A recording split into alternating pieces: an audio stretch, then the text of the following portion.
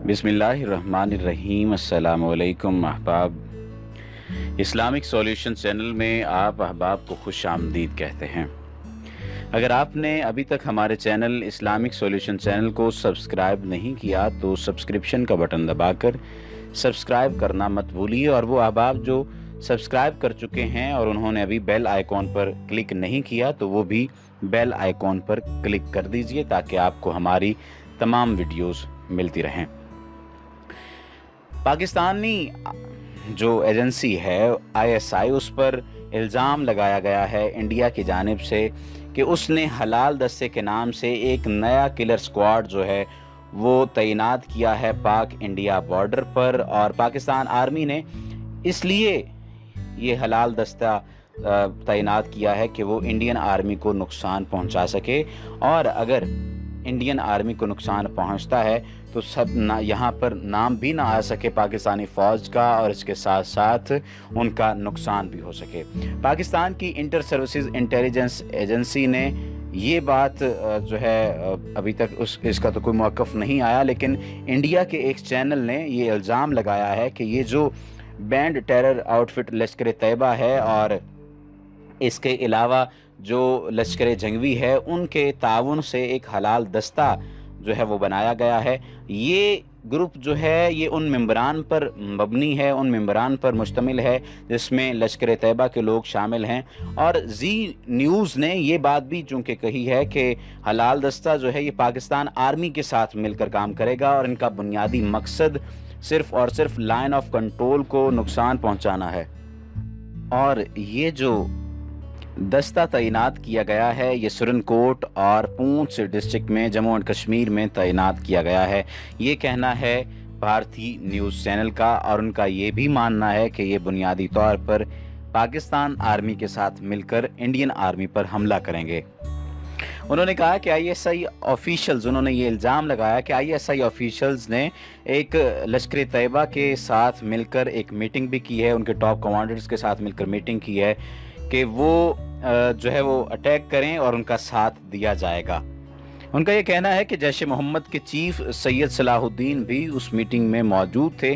Last week में ये meeting हुई जिसमें तमाम के तमाम वो लोग मौजूद थे जो इंडियन आर्मी के ख़िलाफ़ काम कर रहे हैं। पाकिस्तानी प्राइम मिनिस्टर शाहिद खाकान अब्बासी ने ये धमकी भी दी है कि मुल्क में हमारे पास शॉर्ट रेंज के न्यूक्लियर वेपन भी हैं, और अगर किसी ने हम पर हमला किया तो हम उसका जवाब, ईंट का जवाब पत्थर से देंगे। ये वाज़े तौर पर ये बात साबित करती है कि इंडियन आर्मी को नुकसान पहुंचाया जा सकता है। ये तमाम इल्ज़ामात जी न्यूज़ ने लगाए हैं पाकिस्तानी आर्मी पर, पाकिस्तानी प्राइम मिनिस्टर पर और पाकिस्तान की एजेंसी ISI पर। सवाल ये पैदा होता है कि क्या इंडिया और पाकिस्तान जंग के मुतहम्मिल हो सकते हैं? क्या इंडिया और पाकिस्तान में जंग हो सकती है? जुलाई में इंडिया के ज़ेर इंतज़ाम कश्मीर में अलहदगी पसंद नौजवान रहनुमा बुरहान वानी की हलाकत के बाद इंडिया और पाकिस्तान के दरमियान हालात कशीदगी का शिकार हैं। इसी पस मंज़र में उड़ी हमला जो सेक्टर में हुआ कि उसमें 18 इंडियन फौजियों की हलाकत ने हालात को इस नहज पर पहुंचा दिया कि इस्लामाबाद में तयशुदा सार्क कॉन्फ्रेंस मुलतवी कर दी गई। ताहम भिंबर में इंडिया की मुबैना सर्जिकल स्ट्राइक में 2 पाकिस्तानी फौजियों की हलाकत के बाद दोनों ममालिक के दरमियान जंग छिड़ने की क्या आराइयाँ मौजूद हैं, लेकिन क्या वाकई इंडिया पाकिस्तान किसी जंग के मुतहम्मिल हो सकते हैं और इसके कितने इम्कानात मौजूद हैं? साबिक सफारतकार डॉक्टर फौजिया नसरीन के ख्याल में दोनों ममालिक के लिए जंग का कोई ऑप्शन मौजूद नहीं है। उन्होंने उम्मीद जाहिर की कि इंडिया की क़यादत अक्लमंदी का मुजाहिरा करते हुए जंग की तरफ नहीं जाएगी।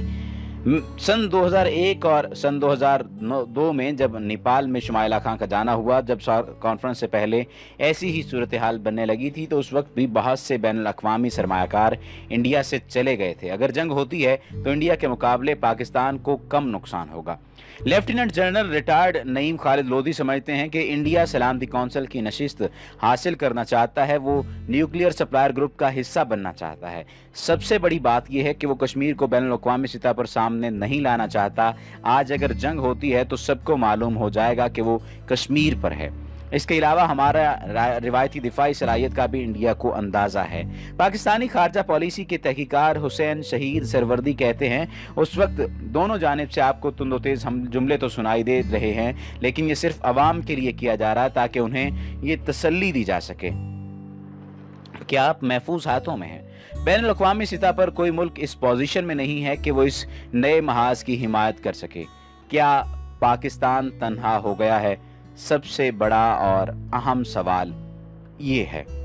سارک اجلاس کے ملتوی ہونے کے تناظر میں دیکھا جائے تو کیا انڈیا پاکستان کو خطے میں تنہا کرنے میں کامیاب ہو گیا ہے؟ اس پر ڈاکٹر فوزیہ نے کہا کہ افغانستان کا انڈیا کے ساتھ ہونا ان کے لیے خطرے کا باعث ہو سکتا ہے۔ ان کے اسٹریٹجک اور اقتصادی سب مفادات خطرے میں ہو سکتے ہیں۔ ٹرانزٹ روٹ سے تجارت کے علاوہ ان کے پاس کوئی متبادل بھی نہیں ہے۔ اس کے علاوہ ایران نے بھی کہا ہے کہ وہ سی پیک میں شامل ہونا چاہتا ہے تو ان کا مفاد بھی اس میں داؤ پر لگا ہوگا۔ تو انڈیا اپنے اس مقصد میں کامیاب نہیں ہو سکتا کہ خطے میں پاکستان کو تنہا کر دے۔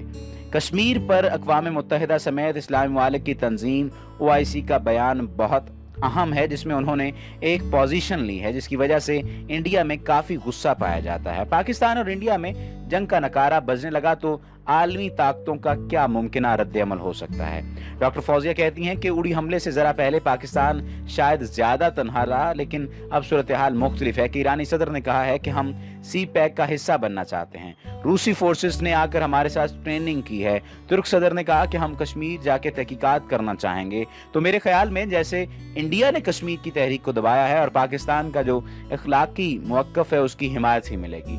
ان کا مزید کہنا تھا کہ آرمی چیف نے جرمنی جا کے پاکستان کا موقف کھل کے بیان کیا ہے، تو یہ ہمارے خیال میں عالمی سطح پر پاکستان کے حق میں واضح بات ثابت ہو سکتی ہے۔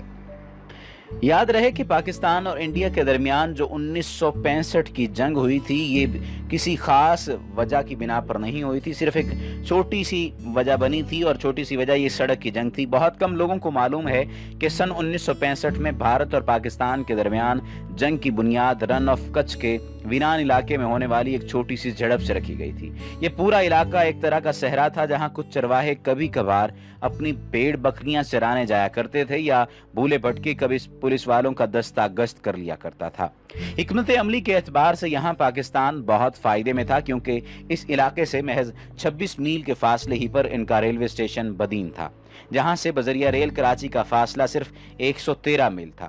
پاکستان کی 8ویں ڈویژن کا یہیں پر ہیڈ کوارٹر تھا۔ دوسری کی جانب بھارت کی جانب سے کچھ کے میدان میں پہنچنے کے تمام راستے تقریباً ناقابل رسائی تھے۔ سب سے نزدیک 31ویں بریگیڈ احمد آباد میں تھی، جہاں سے نزدیکی ریلوے اسٹیشن بھوج سے 180 کلومیٹر کے فاصلے پر تھا۔ بھوج یوں تو اس علاقے کا ایک چھوٹا شہر تھا، لیکن متنازع پاکستانی سرحد سے 110 میل کے فاصلے پر تھا۔ جھگڑے کی ابتدا اس وقت ہوئی جب بھارتی سیکیورٹی فورسز کو پتہ چلا کہ پاکستان نے ڈینگ اور سرائی کو ملانے کے لیے 18 میل طویل ایک کچی سڑک بنا لی ہے۔ یہ سڑک کئی مقامات پر بھارتی سرحد کے 1.5 میل اندر تک جاتی تھی۔ بھارت نے اس مسئلے پر مقامی اور سفارتی سطح پر احتجاج کیا۔ پاکستان نے اس کے جواب میں 51ویں بریگیڈ کے کمانڈر بریگیڈیئر اظہر کو اس علاقے میں مزید جارحانہ گشت کرنے کا حکم دے دیا۔ ادھر مارچ کے آتے آتے بھارت نے بھی کجرکوٹ کے قریب نصف کلومیٹر جنوب میں سردار چوکی بنا لی۔ پاکستان کے commander major general Tikka Khan نے بریگیڈیئر اظہر کو حکم دیا کہ حملہ کر کے بھارت کی نئی بنی سردار چوکی کو تباہ کر دیا جائے۔ 9 اپریل کی صبح 2 بجے پاکستانی حملہ شروع ہوا۔ انہیں سردار چوکی، جنگل اور شالیمار نام کی 2 مزید بھارتی چوکیوں پر قبضہ کرنے کا حکم بھی دیا گیا۔ شالیمار چوکی پر تعینات اسپیشل ریزرو پولیس کے جوان مشین گن اور مورٹر فائر کے کور میں آگے بڑھتے ہوئے پاکستانی فوجیوں کا مقابلہ نہیں کر پائے۔ تاہم سردار چوکی پر تعینات جو پولیس اہلکار تھے انہوں نے زبردست مزاحمت کی۔ 14 گھنٹوں کے زبردست حملے کے بعد بریگیڈیئر اظہر نے گولہ باری روکنے کا حکم دیا۔ اس دوران سردار چوکی کی حفاظت پر مامور پولیس اہلکار 2 میل واپس وجے کوٹ چوکی پر چلے آئے۔ پاکستانیوں کو اس کا پتہ نہیں چلا اور انہوں نے بھی اپنی فوجیوں کو واپس اسی جگہ پر واپس کرنے کا حکم دیا جہاں سے انہوں نے صبح حملہ شروع کیا تھا۔ شام کو واپس آنے والے جوانوں کو احساس ہوا کہ سردار چوکی پر کوئی بھی پاکستانی فوجی نہیں ہے۔ انہوں نے شام ہوتے ہوتے بغیر لڑے دوبارہ اس چوکی پر قبضہ کر لیا۔ BC چکرورتی نے اپنی کتاب ہسٹری آف انڈو پاک وار 1965 میں تبصرہ کیا ہے کہ پاکستان کے 51ویں ब्रिगेड के कमांडर ने उतने ही अनाड़ीपन से ऑपरेशन को हैंडल किया जितना हिंदुस्तान की 31वीं इन्फेंट्री ब्रिगेड के ब्रिगेडियर पलजानी ने की। पर भारत ने सूरत हाल की संगीनी को देखते हुए मेजर जनरल डन को मुंबई से कुछ भेजा। पाकिस्तान ने भी इस दौरान मुकम्मल 8वीं इन्फेंट्री डिवीजन को कराची से पाकिस्तानी शहर हैदराबाद बुला लिया। इस वक्त इलाके में ब्रिगेड के कमांडर लेफ्टिनेंट कर्नल सुंदर जी ने पुलिस की वर्दी पहनकर इलाके का मुआयना किया और मशवरा किया कि भारत को कजरकोट पर हमला कर देना चाहिए, लेकिन हुकूमत ने इनके मशवरे को तस्लीम नहीं किया।